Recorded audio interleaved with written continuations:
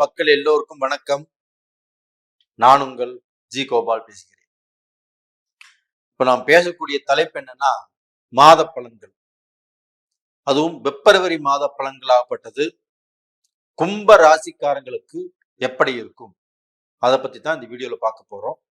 முதல்ல இந்த மாத கிரக அடைவுகள் எப்படி இருக்குது அப்படிங்கிறத பார்க்கலாம்.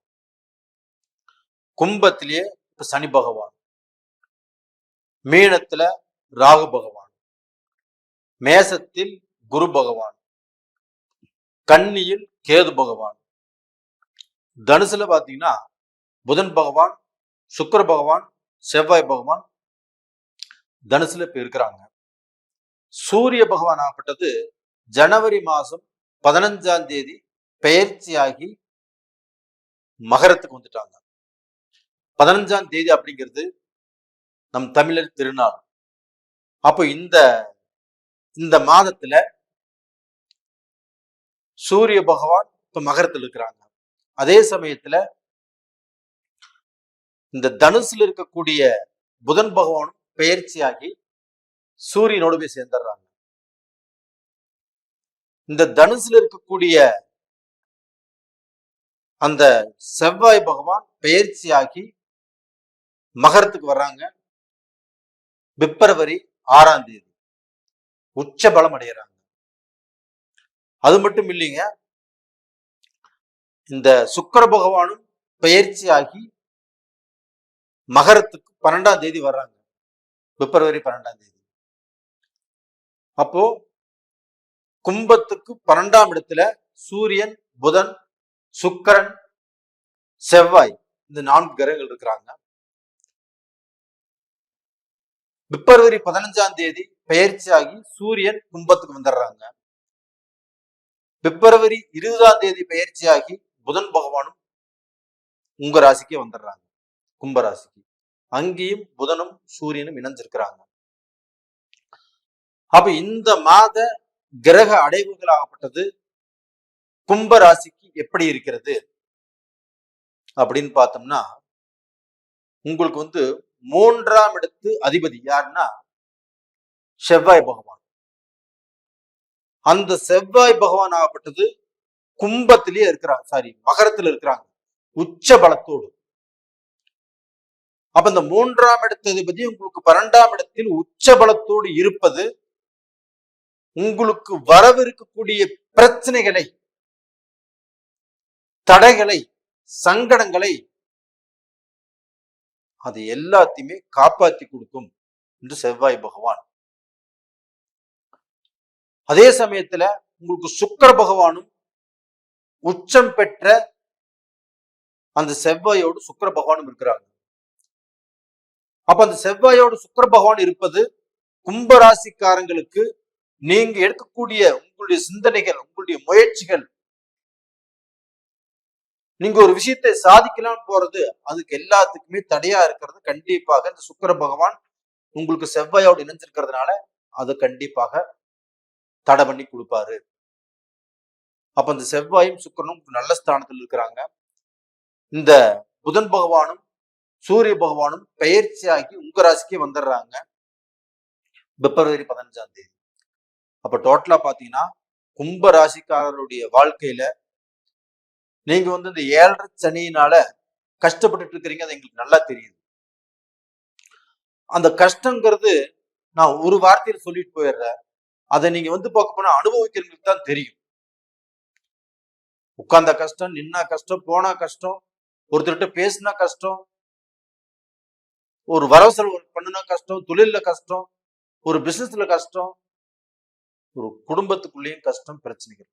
இவ்வளவு பிரச்சனைகளையும் தாங்கிட்டு நீங்க வாழ்ந்துட்டு இருக்கிறீங்களே, கண்டிப்பாக உங்களை நினைச்சு நான் பெருமைப்படுறேன். ஆனா அதே சமயத்துல நீங்க தைரியமாக இருங்க. உங்களை பிடித்த பிணி, பீடை இது எல்லாமே விலக போகுது. இந்த 7.5 சனியும் பார்க்க உங்களை இன்னும் பெருசா பண்ண மாட்டாரு. நான் ஃபர்ஸ்டே சொல்லியிருக்கிறேன், இது 2ஆம் சுத்து 7.5ஆக இருந்தால் கண்டிப்பா நீங்க பயப்பட வேண்டியது இல்லை. அதுபோக இன்னொரு விஷயம் சொல்லியிருக்கிறேன், உங்களுக்கு நடக்கக்கூடிய தசா புத்திகள் உங்களுக்கு சாதகமாக இருந்துட்டால் இதே 7.5 சனியில நிறைய பேர் சாதிச்சிருக்கிறாங்க, சம்பாதிச்சிருக்கிறாங்க, அவங்க பெரிய ஆளா வந்திருக்கிறாங்க. பெரிய லெவல்ல இருக்கிறாங்க, பெரிய பெரிய பிசினஸ் மேனா இருக்கிறாங்க. அப்ப உங்களுடைய ஜாதகத்துல உங்களுக்கு நடக்கக்கூடிய தசாபுத்திகள் சாதகமா இருக்குதா பாதகமா இருக்குதா ஃபர்ஸ்ட் பார்த்து தெரிஞ்சுக்கோங்க. அப்ப அந்த கும்பராசிக்காரங்களாகப்பட்டது செவ்வாயுடைய பலம் நல்லா இருக்குது, சுக்கிரனுடைய பலம் நல்லா இருக்குது. அது போக பாத்தீங்கன்னா உங்களுக்கு 2ஆம் இடத்தில் ராகு பகவான். அப்ப 2ஆம் இடத்துல ராகு பகவான் ஆகப்பட்டது நம்மளுக்கு வரக்கூடிய வரன்களை கெடுத்துருவாரா அப்படின்னா கண்டிப்பாக கெடுப்பதற்கு வாய்ப்புகள் இருக்கிறது. இப்ப என்னாச்சுன்னா நம்ம ஒரு வரன்னு பாக்குறோம், அந்த வரனை பார்த்து அவங்க கொடுக்குறேன்னு சொல்லுவாங்க, நாமளும் ஏத்துக்கிற மனப்பான்மையில் இருப்போம். யாரோ ஒருத்தர் மூலியமாக சில பிரச்சனைகள் வரும், சில குழப்பங்கள் வரும். சில நேரங்கள அந்த வரனை பார்க்குற உங்களுக்கு பிடிக்கும், அவங்களுக்கு பிடிக்காது. சில நேரங்கள் அவங்களுக்கு பிடிக்கும், உங்களுக்கு பிடிக்காது. சில நேரங்கள் எல்லாமே பிடிச்சு போயிட்டா கடைசி நேரத்துல மாப்பிள்ளை வேண்டாம்னு சொல்லுவாங்க, இல்ல கடைசி நேரத்துல பொண்ணு வேண்டாம்னு சொல்லுவாங்க. சில நேரங்கள்ல கல்யாணத்துக்கு பிக்ஸே ஆயிட்டா கூட கடைசி நேரத்துல கூட சில பிரச்சனைகள் குழப்பங்கள் வர்றதுக்கு வாய்ப்புகள் இருக்குது.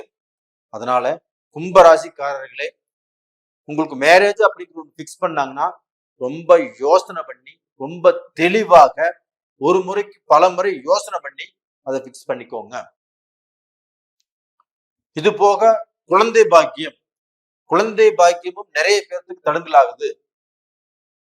அந்த குழந்தை பாக்கியத்துக்கு செவ்வாய் பகவான் ஆகப்பட்டது உங்களுக்கு 12ஆம் இடத்துல உச்சஸ்தானத்தில் இருக்கிறதுனால 3ஆம் இடத்து அதிபதி.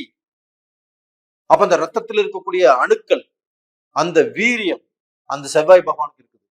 அது 12ஆம் இடத்துல உங்களுக்கு கொஞ்சம் ஸ்ட்ராங்கா இருக்கிறதுனால கண்டிப்பாக குழந்தை பாக்கியத்துக்கு வாய்ப்பு இருக்குது. ஒண்ணு கவலைப்படாதீங்க.